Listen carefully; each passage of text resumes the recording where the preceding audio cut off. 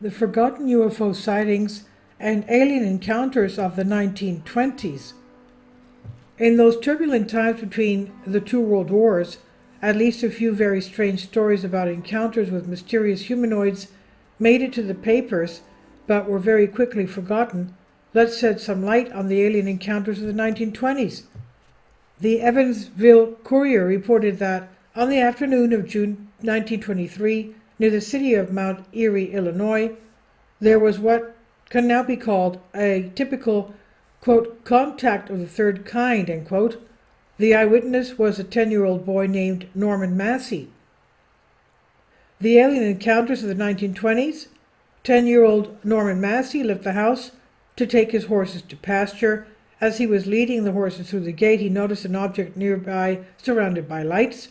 He approached the object within 50 feet and noticed 5 people aboard the ship.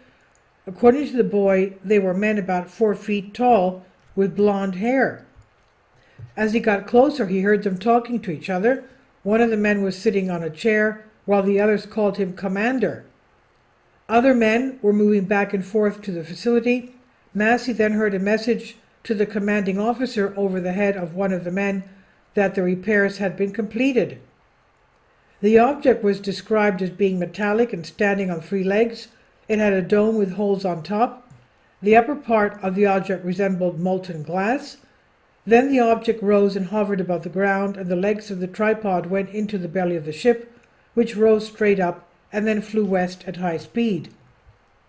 Several Spanish ufologists, including Antonio Ribera, researched the archives of newspapers and found a very strange incident that took place on a day in 1924 near the small town of Cuero in La Mancha region of Spain. The incident involved a lone humanoid without the presence of a UFO, but using some kind of an apparatus for movement.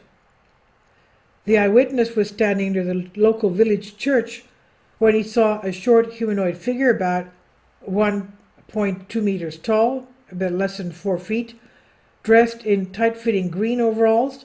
His arms and legs were in rigid position, and the figure approached the eyewitness at a distance of about 6 feet.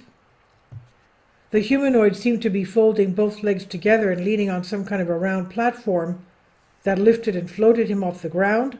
In his hands he carried some object or floating platform control panel. The humanoid, which had human features, then silently disappeared into the distant fields. I guess he was using some kind of remote control device. Now, the late ufologist John Keel, Mothman's researcher, found in the archives a strange case of a possible UFO crash involving strange characters, possibly precursors of the Men in Black. The incident occurred in the afternoon of May 1924 near the small town of Jam, West Virginia, in the USA. The farmer outside Jam in Braxton County said he saw a plane crash in the woods. Airplanes were a very rare sight in those days, especially in West Virginia, and the plane crash was big news. According to the farmer, the plane was very strange, as it did not seem to have wings, did not make any noise, and seemed unusually large. The size of a battleship is how the farmer described it. A group of men, including the local sheriff and local reporter John Cole, searched the woods after hearing the news of the sighting of the airplane. A few hours later, they found a wreckage in a small clearing, but they were not the first to find it. However, they said, "We were not the first there. There were already 5 or 6 people in the clearing. Some of them were dressed in black business suits, ties, and all that, and it seemed damn stupid in this wilderness," wrote John Cole. Others were dressed in funny-colored jumpsuits made of some very shiny material. They were talking among themselves in a quick, incomprehensible language when they were found, and they were very excited when they saw the search party. After that, people in overalls ran into what was left of the aircraft, as if they were trying to hide it. Some of the men in the search party had weapons, and one of them said to Cole, "God, they are spies," after which he also pulled out his gun. The strangers were all short, a little over 5 feet tall, and they all looked Asian, with high cheekbones, slanted eyes, and dark skin. One of them spoke English. He told the men that no one was hurt, that everyone was fine. He also said that he would visit the sheriff later and draw up a full report. There was little the search party could do because no crime had been committed and there were no casualties, so they ended up just leaving the crew of the aircraft, quote unquote, and leaving. According to Cole, while inspecting the crash site, he noticed a strange little thing on the ground. He picked it up and decided to keep it for himself. He doesn't know why he didn't just hand it over to one of the foreigners of the crew and just put it in his pocket. Looking at the wreckage, Cole thought it did not look something that could fly at all. The remains looked like a fuselage of a modern aircraft with windows and all, but it had no wings, tail, or propeller, and it didn't look as if like they fell off in the crash. And the object was indeed very large, at least 75 feet long, and filled the entire clearing, he said. Then Cole returned home to Weston and immediately went to bed. He was very tired from his daily walks in the woods. At about 3 o'clock in the morning, someone started knocking on his door. Cole stood up and looked, and there was an army officer standing outside there. He was wearing one of those wide-brimmed hats they used to wear with all the necessary trappings. He was wearing a U.S. Army uniform, but except for his clothes, he looked exactly like those foreigners from the airplane. He had slanted eyes and dark skin, but he was perhaps a little taller than them. He said, "You took something with you today. You need to give it back to us." Cole woke up and couldn't figure out what he meant, but then he remembered the metal thing that was still in his coat pocket. Cole went and brought the military this thing. "Is that what you mean?" he asked, but the Asian didn't say anything. Suddenly he took the contraption from Cole's hands and just walked away.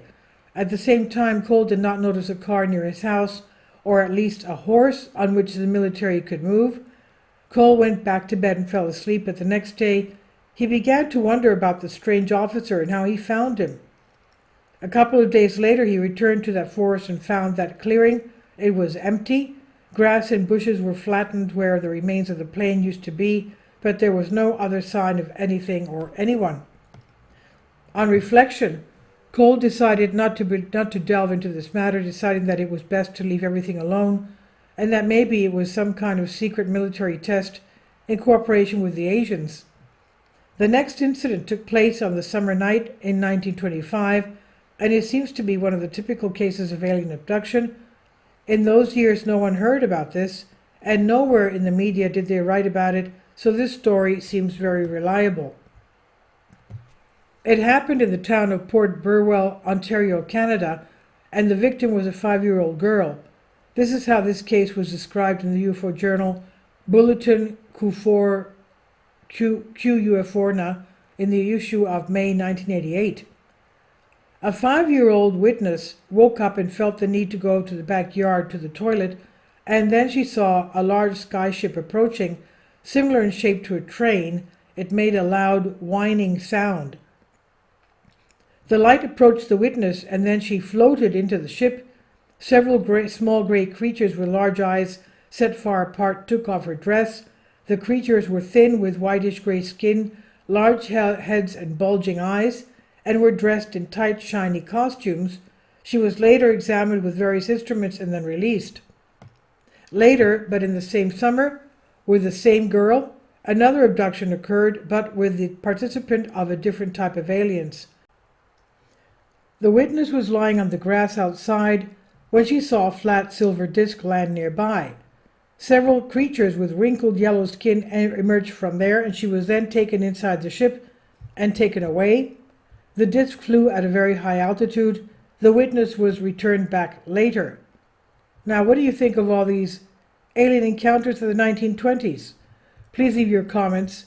This is from Anshri Vastava on Infinity Explorers. Thank you for your support. Kindly support my Patreon account. The daily posts are 5 videos daily, and they are totally different from what I have on my YouTube channel.